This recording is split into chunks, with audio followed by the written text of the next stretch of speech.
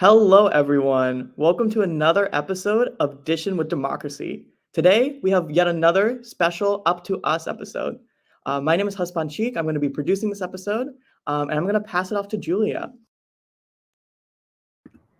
Hello, everyone. My name is Julia Brandenstein. I am a member of the Center for Civic Justice here at Stony Brook University, and I'm also the campus lead for the Up to Us competition here at Stony Brook. And I am so excited to welcome our special guest today, who is an alumni of the Up to Us competition and now works with Net Impact as a project manager. Please welcome Ian Moet. Thanks, Julia. Great to be here. Thank you for having me. Thank you so much, Ian, for coming out. First, would you like to tell us a little bit about yourself and your experience with the Up to Us competition, as well as your participation in it? Absolutely. Well, like you said, I am an alumni. I did compete in the Up to Us program in the spring of 2021. I represented Howard University. We ultimately ended up placing in the top 20 teams out of about 60 total teams that competed in that cohort year for 2020-2021. And while I was a program participant, we were able to really leverage our proximity to power in Washington, D.C. And so we were able to engage with members of Congress, policy executives at Instagram, former White House officials, and folks of that nature to really engage the students at Howard University on the critical issue of this building a sustainable fiscal future, and getting folks to understand the importance of being engaged with fiscal policy makers, and the sphere that really impacts our day-to-day lives. And so I was really proud of what we were able to accomplish in engaging those leaders in the fiscal area. I'm so sorry. You're gonna have to excuse my pup. I am so sorry. I can't You're all do good. about that. But I'm just gonna keep going. Shortly after I completed my involvement in the FTS program, I came on to join Net Impact in an official capacity, and so I joined the program and I joined the Up to Us program of Net Impact, building out the next year's cohort. I started overseeing recruitment for the program and getting folks involved with our organization that way. Now, I currently serve in a role where I oversee our alumni engagement. And so I am a person who really works a lot in communications and building out different partnership relationships that we can use and offer opportunities to our alumni community. Wow, that's really incredible, all the work that you're currently doing for Up to Us and Net Impact. And it really shows the power of engaging with an organization that is really doing a lot for outreach with its current alumni and those who are currently participating in the competition. So why do you think the mission of Up to Us is so important in today's political climate, especially while working with college students in order to promote this mission? I think it's really critical for folks to be engaged, not only politically, but fiscally minded, and then overall just having people be more civically engaged with the issues that are impacting their communities. And so that is what Up to Us is all about, right? Getting folks involved, engaged, and activated to make a change in the future. And I think Up to Us in particular is so important because it really focuses on the future of our country, right? And the future of our communities, which ultimately will be our generation's responsibility. And so from that standpoint, the issues that we tackle here in the Up to Us program are critical. And so that's why I think it's so important to have Up to Us continue to be such a force on so many campus communities across the country, and why people are so involved in this program when you see an Up to Us, team pop up on a campus. And so we're excited to see the program continue to grow. This year we're celebrating our 10th year of the Up to Us program, which is really a great anniversary year for us. And we're really, really proud of the work that we've been able to accomplish in that 10 years and the amount of people we've been able to engage with on the issues of building a sustainable fiscal future, which at the end of the day affects everybody, regardless of your major, regardless of your profession. Fiscal policy is going to impact you and your family. So that's why Up to Us is so important. Yeah, and I completely agree. And definitely our fiscal sustainability in the country around us, and fiscal responsibility is something we all really have to acknowledge our part in.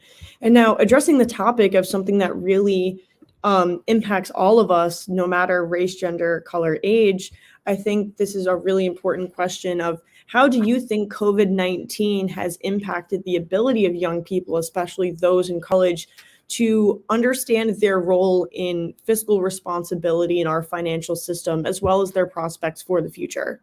That's a great question, Julia. And I think that it's something we're still working through, right? The pandemic is still, fairly recent. And I think that we won't really see the impacts that the pandemic has had on our generation and how we approach our role in society as leaders for another, few years to come. However, I would say I think that the pandemic has really offered some new light to our generation. Some folks who are, maybe still in college may look at how they can make a difference differently. I think that the pandemic really shined a bright light on, remote capabilities, obviously for everybody, whether you were in school, whether you're working. And so I know that has opened the doors to a lot of people. I think with that, there's some barriers that may have been taken down. For example, this series that we're hosting right now is a prime example of that. I'm on a completely different time zone, yet I'm still able to engage with you, and we're able to work on a project together that's going to make an impact on your campus community. And so I think things like this are really good examples and anecdotes of the work that people can do during the pandemic, and that, just because we have to maybe be physically distant, I know things are getting a little bit more back to normal now in a lot of places, but, in the case of your question, if we have to be more physically distant, there's still ways for us to interact with one another. There's still ways that I think college students are being very creative in their engagement techniques and the projects that they're running to ultimately make a difference. And I know in my experience, when I competed in the Up to Us program specifically, the pandemic had really just begun and really just got its hold on the country. And so we were really one of the first cohorts of the program to run campaigns fully remote.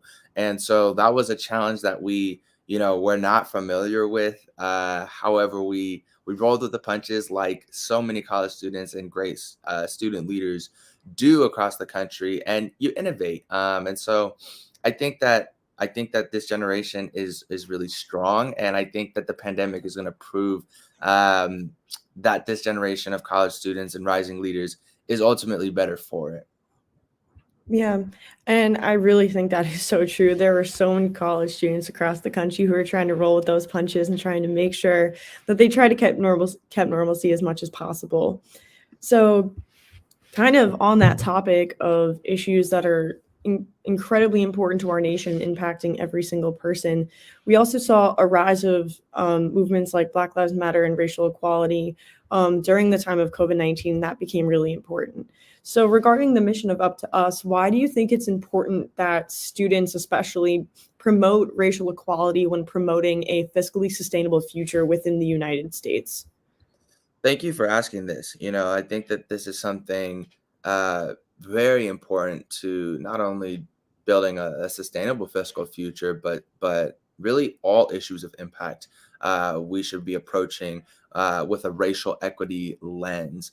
And so when speaking about building a sustainable fiscal future in particular, it's imperative that we bring that approach to that work, because fiscal sustainability, fiscal equity, it is something that, like we said earlier, it impacts everyone regardless of race, color, creed, if you will. And so for that reason, you must bring that work, that racial equity lens into that work. I think people oftentimes may get a little disillusioned with a lot of the noise, and that may happen, but I think it's important that people can really focus on the importance of being inclusive, the importance of being equitable as possible in a country where, historically, minorities have been disadvantaged, right? I think that's important to acknowledge and to recognize. And so with that in mind, just being very cognizant of that and looking at different projects or engagement campaigns that folks are running and saying, well, how can we be as inclusive as possible? And how can we promote, fiscal policy that is going to level the playing field, right? I think that's something that a lot of people we see a lot in our program here at Up to Us is folks try to take an approach of how can we get everyone on the same level playing field, right? And so we have to do that with a recognition of everyone's not on the same level playing field a lot of times. And a lot of times that's out of a lot of communities' control. And so Mhm. why is that? That's because people a lot of times may have historically lower access to resources, lower rates of education in certain communities.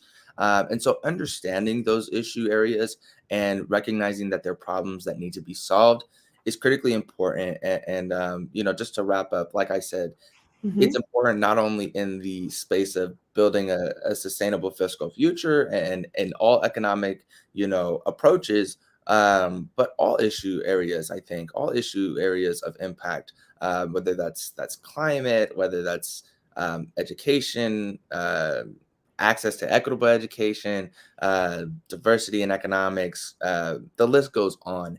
It's imperative that you have a racial equity and overall diversity and inclusion, inclusive lens to the work that you're doing. Yeah, and I love that you just brought up all of these issues that are incredibly important to kind of our national political playing field, and especially to college students. A lot more in this generation are bringing in that lens of equity and inclusion. And I think it's really important, especially when discussing such important issues. So, on that topic of issues that are impacting the entire nation as a whole, as someone who is so heavily involved with an organization such as Up to Us, and you're armed with all of this knowledge about fiscal sustainability and how it impacts so many topics and facets of society, do you feel that there's been sufficient action within Congress currently to address issues such as our national debt, which are so pertinent to addressing all these other issues? Well, I think that's a question that I can't speak on behalf of my organization, in terms of my opinion of the work that Congress is doing. But I think it's fair to say that there's always work to be done, and that there's always more that we can strive to achieve when it comes to building a more equitable society and a more sustainable fiscal future. And so, one thing that we always are trying to strive for here in our organization is to get folks really thinking about what more can we do, right? Yes, sure, there's maybe a lot that has been done, but there's also a lot that hasn't. And so we need to look at those things. I think it's up to us to really examine the Congress's work, right? And how do we do that? We do that at the polls. We do that in between election cycles when we're actively engaged in our communities, whether that's holding, grassroots campaigns, knocking on doors, talking to folks, hosting neighborhood, dinners or backyard picnics, whatever it may be. It looks different all over the country. But that's how we hold accountable the work that Congress is doing, right? And so it is up to all of us to constantly be evaluating. I don't think it's ever, a checklist and oh, we're done. We've done everything. No, issues are constantly evolving. Fiscal issues are constantly changing with new priorities, whether that's a budget priority, whether it's a social priority. These types of things are constantly changing, right? And so with that, we as a country, we have to continuously stay on our toes, and checking up on the work of Congress, because if we're not diligent in that work, then I think it's really easy for Congress to get away with maybe not meeting the different requirements and priorities that we have as a country, and that we may have as a generation, right? In particular. So I think that's the best way that I can answer that question. Yeah, of course. And thank you so much for all of your perspective on congressional action, what we've really been talking about today. And before we kind of get to the end of our podcast, we have one quick question for you, not only for Stony Brook students, but really to help the Up to Us competition overall. What do you think is one quick key piece of advice that you would give to anyone participating currently in the Up to Us competition? I would say stay focused. And like, I know that's super cliche, but I think that this program is really what you make of it. And I think you can get a lot out of it if you put a lot into it. It's like anything that you dedicate yourself to, whether that's school, whether it's work. I understand, like we all do at the organization, this is an extra. Up to Us is an extracurricular, and it's something that folks are giving additional time to and allocating, spots in their schedule to, which is so awesome and admirable as student leaders. But with that, I know that it can be challenging at times to be like, like I know I need to get this Up to Us thing done. Maybe I'll push it off. Like, stay focused, stay diligent, stay true to your goals and your timelines. But really your goals, right? Make sure that you're achieving what you want to, and that you're not just getting caught up in the timeline of the campaign. I know that's also a challenge we see with folks currently participating, is maybe just kind of going through the motions to meet certain requirements of their timeline. I would say, be patient with yourself, give yourself some grace, and stay true to your goals, so that you at the end of the campaign can look back and say, you know what, I'm really proud of what we were able to achieve. I'm really proud of the work and engagement that we did, right? And so I know this is super cliche, but it is up to you to do with what you want, right, in your Up to Us campaign. And so us at the organization, we're really excited for all the participants we have competing this year, and I'm looking forward to seeing everybody's final reports, and to see the numbers that you guys are able to produce. Okay. Well, Ian, thank you so much for that advice. It has been incredible speaking with you. And before we completely sign off and give our kind of last updates, is there any projects that you are currently working on, any social media that you want us to look out for, anything that you want to plug? Yeah, absolutely. Well, thank you again. First, thank you so much for having me today. It's been really great to hop on with you guys. I know for just a few minutes briefly this morning. So thank you for that. And if you haven't already followed us on our socials, please do. We're on Instagram, Facebook, LinkedIn, YouTube, and TikTok. TikTok is our newest social. There you go. You can see our handles there at the bottom of the screen. TikTok, we pretty much are putting out content every day or every other day. It is our newest social channel, so we're really excited to get launched onto that new platform. So join us on the TikTok community. Okay, well, awesome. So everybody, I'd like to thank you so much for tuning into the Dishin With Democracy Up to Us special episode. Once again, my name is Julia Brandenstein, and we are joined by our awesome producer, Husbaan Sheikh. And we hope that you guys can catch us for the next episode, Wednesday, April 13th. We are going to have legislator Jason Richburg on to talk about the political implications of fiscal sustainability within our community here in Suffolk County. And we are really excited for that. So Ian, thank you so much for joining us again, and have a great rest of your day. And we will see you in the next podcast. Bye all. Thank you guys.